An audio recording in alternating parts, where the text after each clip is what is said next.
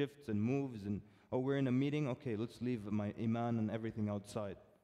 Type. So, advice. We need to receive advice from each other and accept it and give each other advice. And it's not good enough to get the advice, accept it, and not do anything about it. And it's not good enough if you say and you admit that, yes, you're correct. I've noticed this flaw in myself. That's not good enough. And one time this brother in the US was very, very rude to people. Like beyond rude. You can't imagine how rude he was. To his friends, to people in the masjid. Very rude. And no one wants to give him advice. So one day I went to him. I told him, Akhi, look, I got to tell you something. You got to watch what you say to people. Okay? Sometimes you come off very harsh.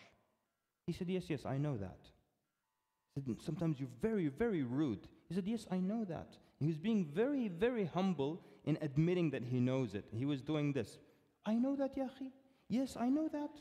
No, I know that. I believe you. Yes, I know. So yeah, fix it. Well, what do you mean I know that? Yani? I'm supposed to kiss you because you know it? Fix it. What's the value of knowing it and you don't do anything about it? Then watch this. People get things all wrong.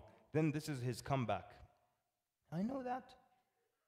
But Musa alayhi salam, when the angel of death came to kill him, to take his soul, Musa alayhi salam punched him in the face. Aren't you sweet? Why don't you do that to the angel of death when he comes to you then? Yeah, and everything is wrong here. All wrong. First of all, the early prophets, the angel of death used to come to them in the form of a human being.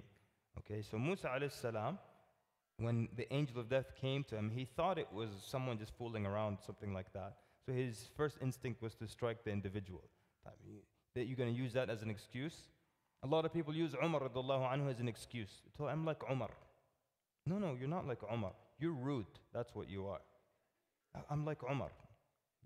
Or they tell you, Umar ibn al-Khattab used to hit people. No, it's not like that. First of all, he used to tap people. That's the first thing, okay? Yeah, that little stick, he would tap people with it. That's the first thing. If he hit people, and there were times when he hit people, you have to consider a lot of things. Number one, okay, he's a scholar. Number two, he's old.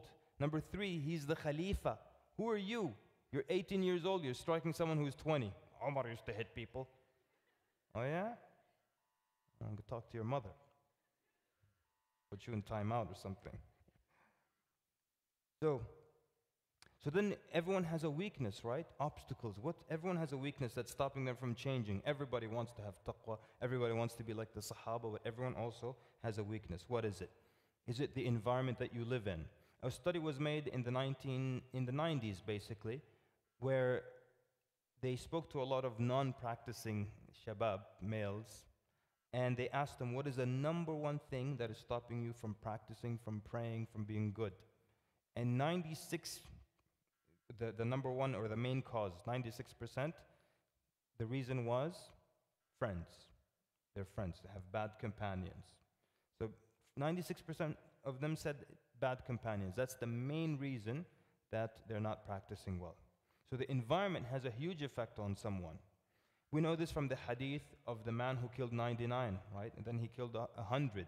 And then he went to the scholar. What did the scholar advise him?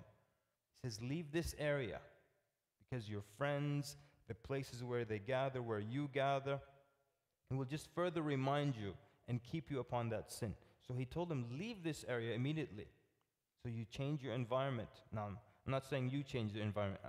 The point we're making here, is that the environment affects you very much. So you have to pinpoint what is causing your weakness. What is it? So the environment affects people a lot. Allah subhanahu wa ta'ala says in Surah An-Naml, speaking about Bilqis, the queen of Yemen, وَصَدَّهَا مَا كَانَتْ تَعْبُدُ مِن دُونِ اللَّهِ إِنَّهَا كَانَتْ مِن قَوْمٍ كَافِرِينَ. So she was averted from worshipping Allah Azza wa Jal by what she used to worship besides Allah. Then Allah gives the reason. She used to come from a group that were disbelievers. She was affected by her environment. It was very natural, very normal. So what do we mean now? Up and leave your neighborhood or your city? No, but you can some things within your control you can change. Bad companions, you can change that. Or even semi-good companions that tend to waste your time or drag you into things that are not good for you. for example. Not necessarily haram, but just waste your time, for example. Right? But when it comes to, let's say there's a revert in the audience and they live with their family is not Muslim. The scholars say in this case, or even if you're a Muslim living with non-Muslim roommates, the scholars say in this case, you stay and you resist. You stay and you resist. So you give advice and you resist. You don't just resist and not give advice, and you don't give advice and go along with what they do. So the scholars say you resist and you give advice. So it could be friends, it could be environment. What is stopping you from changing, from becoming a better person? And one person, true story, he came up to me, he said he bought a brand new laptop. And he said, I love that laptop so much that I felt it was taking me away from Allah. طبعا, I don't think really it took him away from Allah, like OHP, anything like that. But he said, and I understood that if anything takes you away from Allah, you have to get rid of it. He said, so I took my laptop outside, I put my big heavy boots on, and I basically crushed it, kicked it, and broke the screen, and just destroyed the laptop. He said, did I do the right thing? I said, if there's anything else that's taking you away from Allah, give it to me before you destroy it. Anything else, your car maybe, your TV, iPad. So obviously,